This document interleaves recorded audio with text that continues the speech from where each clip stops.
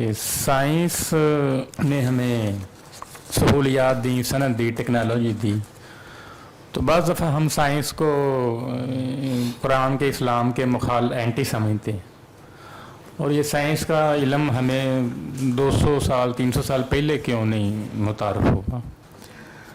Science مذہب کے خلاف نہیں ہے، اینٹی اسلام اس کو سمجھا جاتا ہے اس لیے کہ سائنسدانوں نے اس کو مذہب کے خلاف استعمال کیا۔ بعض سائنسدانوں نے، سب نے نہیں، بعض سائنسدان مذہبی ہیں، بعض غیر مذہبی ہیں، لیکن سائنس کو چونکہ ایک نیوٹرل چیز ہے تو اس کو غلط طریقے سے استعمال کیا جا رہا ہے۔ جس طرح ہمارے ہاں کچھ جذباتی لوگ ہوتے ہیں، وہ تھوڑے سے علم کی بنیاد پر بڑی بڑی حقیقتوں کا انکار کر دیتے ہیں، ایسے ہی سائنسدانوں میں ہوتے ہیں، وہ بھی انسان ہیں، ہم بھی انسان ہیں۔ تو سائنس کی چند دریافتیں کر کے سمجھتے ہیں کہ ہمیں خدا کی ضرورت نہیں رہی، تو وہ ایتھیزم کو سائنس کے ذریعے سے سپورٹ کرنے لگ جاتے ہیں کہ دیکھو جی ہم نے سارے سوالوں کے جواب دے دیے، زمین آسمان کیسے بنے، زندگی کیسے بنی، جواب دے دیا، اب اللہ کی ضرورت نہیں ہے۔ تو میں اس کی مثال دیا کرتا ہوں کہ اگر میں آپ کو بتا دوں کہ یہ کیمرہ کس طرح سے بنا ہے، تو کیا کیمرہ ڈیزائن کرنے والے، اس کو بنانے والے انجینئر کا انکار ہو جائے گا؟ تو آپ کو صرف طریقے پتہ چلے ہیں کہ یہ کیسے پیدا ہو گئی چیزیں، یہ تو نہیں پتہ چلا کہ یہ طریقہ کس نے بنایا تھا۔ تو اس لیے اس کی وجہ سے سائنس کو سمجھا جاتا ہے کہ وہ ہمارے ہاں عام طور سے، وگرنہ سائنس کا کوئی ٹکراؤ نہیں ہے۔ کم از کم آج تک جو کچھ میرے سامنے چیزیں آئی ہیں، ایوولوشن اور بگ بینگ کی تھیوری سمیت، کوئی چیز ایسی نہیں جو قرآن سے ٹکراتی ہو اور وہ وہاں پر واقعی حق کی طرح بات واضح ہو گئی ہو، ایسی کوئی چیز نہیں ہے۔ رہ گئی یہ کہ یہ 200-250 سال پہلے کیوں آئی ہے، اس کی وجہ وہی ہے جو میں نے اپنے گفتگو کے دوران بات واضح کی کہ تخیل، متشابہات میں دلچسپی، اس نے سائنس کا راستہ ہمیشہ روکا ہے۔ یونان میں ارسطو پیدا ہو گیا تھا، اس کو فلسفے کی تخیلات نے بیڑا غرق کر دیا۔ مسلمانوں میں نبی صلی اللہ علیہ وسلم کے 150 سال 200 سال بعد ابو الحسن وغیرہ پیدا ہو چکے ہوئے تھے، بالکل وہی جو جدید سائنسی طریقہ ہے وہی اختیار کر چکے ہوئے تھے، لیکن پھر تصوف آ گیا، فلسفہ آ گیا، یہاں بھی سائنس فوت ہو گئی۔ پھر بڑے عرصے کے بعد جا کر ایک اور فلسفی نے جان چھڑائی کچھ چیزوں سے، کیونکہ فلسفے کی روح سے کسی چیز پر اعتبار کیے نہیں جا سکتا، فلسفے کی روح سے دنیا میں کسی چیز کو مانا نہیں جا سکتا عقلی بنیادوں پر۔ تو ڈیکارٹ نے کہا کہ کم از کم میں اتنا تو جانتا ہوں کہ میں ہوں۔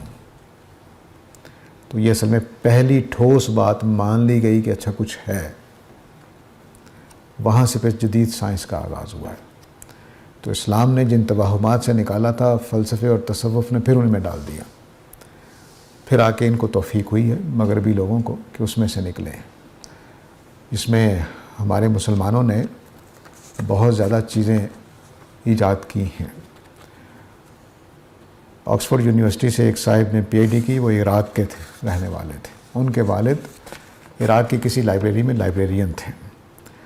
تو پی ایچ ڈی کی تو انہوں نے بڑے اچھے طریقے سے کی، تو جو اس طرح کی پی ایچ ڈی کرتے تھے ان کو لیکچر دینا ہوتا تھا ڈاکٹریٹ کے بعد۔ تو یونیورسٹی والوں نے کہا کہ آپ بھی دیں گے یہ لیکچر؟ انہوں نے کہا ٹھیک ہے۔ انہوں نے اپنے والد کو فون کیا کہ میں گھر آ رہا ہوں تو مجھے یہ لیکچر دینا ہے، کس پر دوں؟ وہ غالباً کسی سائنسی کے شعبے میں انہوں نے کیا تھا۔ تو ان کے والد نے، دونوں کے مشورے سے یہ بات ڈیسائیڈ ہوئی کہ مسلمانوں نے جو ایجادات کی ہیں ان کے اوپر لیکچر دوں گا۔ اس کے بعد پھر بی بی سی نے ایک ڈاکومنٹری بنائی تھی جس کا نام تھا 1001 انوینشنز، مسلمانوں کی 1001 ایجادات۔ تو مسلمانوں کا کوئی دور بھی ایجادات سے خالی نہیں رہا۔ یہ الگ بات ہے کہ غلبہ آج کے زمانے میں شور شرابہ زیادہ ہوا ہے۔ آپ کا پن ہول کیمرہ، آپ کا لینس، یہ ہمارے مسلمانوں نے بنا لیا ہوا تھا، گھڑیاں بنا لی ہوئی تھی۔ اور خیر ٹائم وغیرہ تو پرانا میسوپوٹیمین سوسائٹی سے چلا آ رہا تھا، 24 کا 60 کا، جو 24 گھنٹے 8 گھنٹے، 24 گھنٹے نہ کہیے 8 پہر اور 60 سیکنڈ اور 60 منٹ، یہ سب کچھ تصور پہلے سے موجود تھا۔ مسلمانوں نے اس میں اضافے کیے. الجبرہ کا لفظ تو آج تک الف لام لگا ہوا بتاتا ہے عربی کا لفظ ہے الجبر والکسر.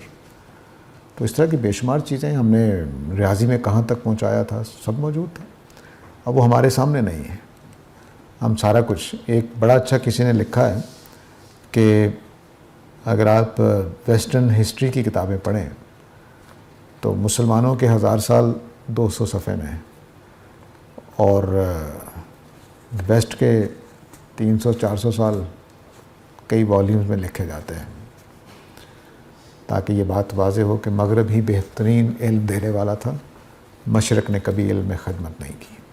تو یہ ہماری بدقسمتی ہے, ہم واقف ہی نہیں ہیں. یعنی کوپرنیکس کی ایک کتاب میں ہمارے مسلمانوں کے حوالے موجود ہیں, یہیں سے لے رہے ہیں سولر سسٹم کیا ہے کیا نہیں ہے.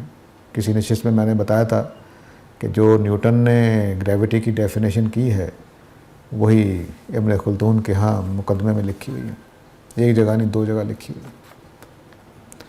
ہم نے علوم کی ڈویژن کی ہے, ابن خلدون نے کی ہے. یورپ ابھی بھی کرتا رہتا ہے, اتار چڑھاؤ کرتا رہتا ہے. کہاں پیچھے تھے ہم؟ ہمارے یہاں شور مچا دیا جاتا ہے کہ مسلمانوں نے کون سی یونیورسٹی بنائی ہے. یونیورسٹیاں بنائی کس نے, آغاز کس نے کیا ہے؟ آج تک آپ کے جو جج ہیں جو گاؤن پہنتے ہیں اور اوپر ٹوپ پہنتے ہیں, ڈاکٹریٹ کی ڈگری لیتے ہوئے, مسلمانوں کا رواج ہے. پڑھ کر دیکھ لیجیے تاریخ. تو مسلمانوں کی کس کس چیز کا انکار کریں گے, یہی کہنے کو دل چاہتا. تو ویسٹ نے یہ بھی ایک موضوع ہے اورینٹلزم. اس میں باقاعدہ طور پر ویسٹ کو برتر دکھایا گیا ہے اور ایسٹ کو کمتر دکھایا گیا ہے, جبکہ کیس ایسا نہیں ہے. یہ بات ٹھیک ہے کہ تصوف اور فلسفے کے بعد ہمارا زیادہ رجحان الہیات کی طرف رہا, دینیات کی طرف رہا, لیکن ایسا نہیں ہے کہ کوئی زمانہ ہمارا سائنس سے خالی ہوا. بلکہ میرا دل چاہتا ہے کہ اس پر عرب علماء کو کہوں میں, نوجوانوں کو, کہ وہ اس پر کام کریں. بڑے کام کرنے کی چیز, کیونکہ ہمارے جو زیادہ کام ہے وہ یا عربی میں ہوا یا فارسی میں ہوا. تو ہمارے ہاں بدقسمتی سے پاکستانی جو ہیں زیادہ سوالات اجمیوں کے ہاں زیادہ ہیں مذہب کے بارے میں, تو وہ کام نہیں کر سکتے کیونکہ ان کی عربی کمزور ہے. لیکن جن کی عربی اچھی ہے ان کو یہ کام کرنا چاہیے.